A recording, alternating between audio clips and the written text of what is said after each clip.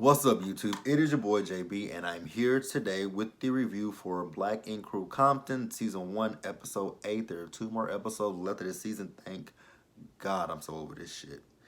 And the episode was titled Granny Off Her Rocker. So without further ado, you guys, let's get started with this video. It might be fairly short because this episode was not much.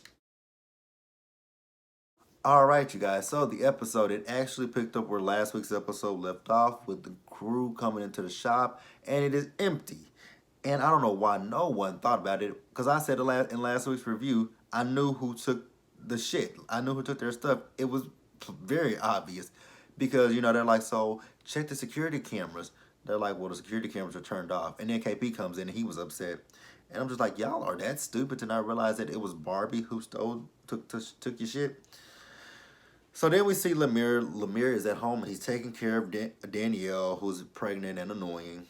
And, Danielle's talking about how she misses her family because her family is in Philly, I believe. That's where her family is. And she's gone through this whole entire pregnancy without her family being there. And, especially with her going through the possibility of the baby having spinal bifida. So that's pretty much it for that. Interesting. So then we see KP. He's on the phone with Tim, and Tim has not been able to find the stuff from the furniture from the shop. But lo and behold, Barbie shows up, and I was completely right. It was Barbie who took this stuff. Like, come on, common sense could have told y'all that one.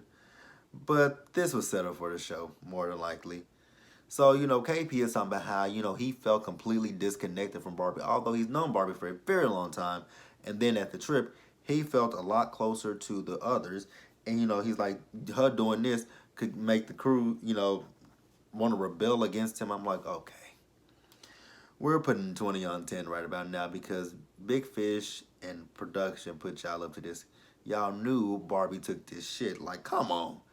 Anybody with eyes could see that. Even if you are blind, anyone could tell that. Like, so let me get this straight. There's no sign of a break-in. There's no forced entry. The security cameras were turned off. Who the hell else had access if none of you dumbasses have it? Who else took the fucking the equipment and the furniture? Barbie. Like, so fucking stupid. Thank God there's only 2 episodes left. 2 more episodes left. So then Barbie has returned the furniture, and Tim is telling them that the photographer was not able to get any good shots. And then we see Ink Drippin's little brother show up to get his tattoo finished. He does a tattoo of a rose. It was a nice looking rose. I don't know why it took so. I don't know why he said it wasn't finished because that rose wasn't really big. I mean, it was big, but it wasn't like that big to the point that, you have to just do the shading. You do the outline and then come back for the shading. It's not like a full chest piece. It's not like this. This I had to sit there for hours to get I had to sit there for about 2 hours to get this done, because the detail was right here in the hands.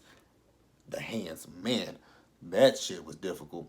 Hell, even my tattoo on my neck, like, you guys can't really see it. It's right there.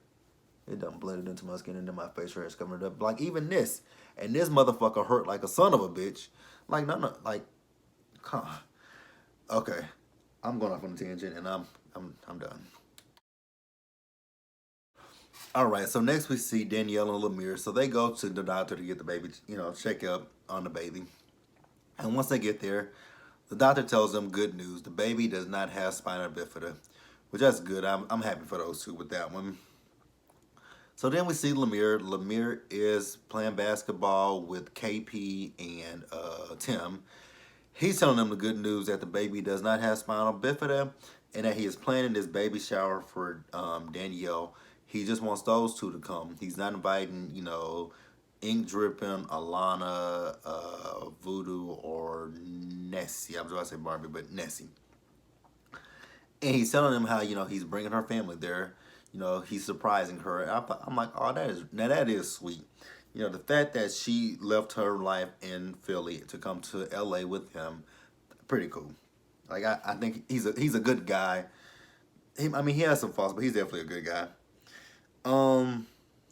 So then we see Ink Drippin.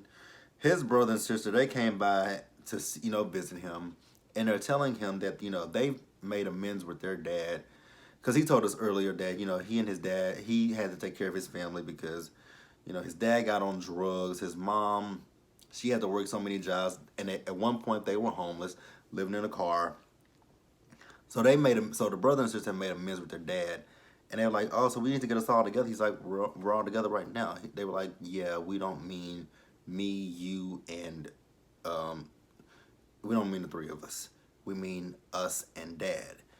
And he's like, no, he's not feeling that. And I don't 100% blame him for that. Like, if the dad got on drugs and he had to take care of the family, there's definitely some resentment there. Now, I think he needs to let go of that resentment and meet with his dad and tell his dad how he feels. Let him know, I don't agree with what you did. I think what you did was foul. I think what you did was fucked up. I mean, I'm glad that you got your life together, but you left us to fend for ourselves. We were homeless. I had to, step up as the dad for my brother and my sister. Just speak your piece to the man. And I think that will make him feel a little bit better, because he's like, you don't need nothing from him, but you might not need nothing from him, but to help you with move on with your life and let that chapter go, you have to put that out there in the atmosphere and let him know how you feel. He can be receptive toward it or not. If he's not receptive toward it, at least you can say, I spoke to him, I had a conversation with him, it's a done deal, move the hell on, and live your life. That's just how I feel. All right, so then we have the baby shower. Pretty baby shower. Danielle's family's there. She's surprised to see her mom, her sister, her brother, her nieces, nephews, everybody in her family. We see KP and Tim show up. He says, happy baby shower. Happy baby shower. I mean, can you just say congrats on the baby? Whatever. You can tell that I'm over. I'm tired. I mean, I don't care about a lot of drama. I don't care about that shit, but this, God, I just don't know what I expected from this. But I can't say it's not Black Ink Crew Chicago with all the drama that they have. The Ryan being up. It's not Ryan. It's not Ryan and Van screaming.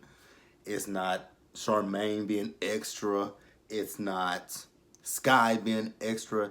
It's not, it's just not. So I guess I'm not going to complain. But I do see, if it is a season 2, I can definitely see them getting to the point of what New York and Chicago have to offer. And I don't know if I'm going to ever go back to reviewing Chicago. I just don't know if I can do it. I can watch Chicago, but I don't know if I'm going to review it. Just like with New York, I can watch New York. I just don't know for a fact that I'm going to ever be able to review New York. And mostly because of Sky and her antics. I'm trying, if you guys haven't figured it out, I'm trying to make this video a little bit longer than what it would be. So, after everything is said and done at the baby shower, I think it was Lamir's business partner that calls him and said that there's another guest there that they didn't even know about, and it was Nessie. Nessie shows up with a gift. She wants to make amends with them. She wants to make things right. And Danielle says, cool. Danielle is cool with it because she says, I know that there was nothing going on between Lemire and Nessie, that they're just friends. Okay, then, so why did you flip the fuck out? Could be your pregnancy hormones. I'm going to chalk it up to pregnancy hormones. So then we see Alana and Ink. They're celebrating her 21st birthday. He's telling her about how his brother and sister want him to meet up with his dad. She understands what he's going through because her dad put her out of the house because she wanted to do tattooing and he wanted her to go to school and have a 9 to 5. And we're going to move the hell on. And then lastly, they revealed the poster for, I Am Compton. And it's just a poster with KP on it. It's a janky looking piece of shit. And then they go to the party. So at the party, they're having a good time. Alana tells Voodoo that she went on a date with Ink Drippin' and she kissed him. And, Alana's like, Voodoo's like, if he hurts you, I'm going to kick his ass. Then Barbie shows up. And, Alana's like, you're not going to punch me again, are you? She's like, if you don't make me, I won't. I'm just like, oh my God. So then they going back and forth with each other. And surprisingly, the girls were taken up for Alana and not Barbie. But Barbie was in the wrong. But you guys, that is the episode. Really wasn't much. Be sure to like the video, leave your comments, subscribe to the channel, and I will see you guys later.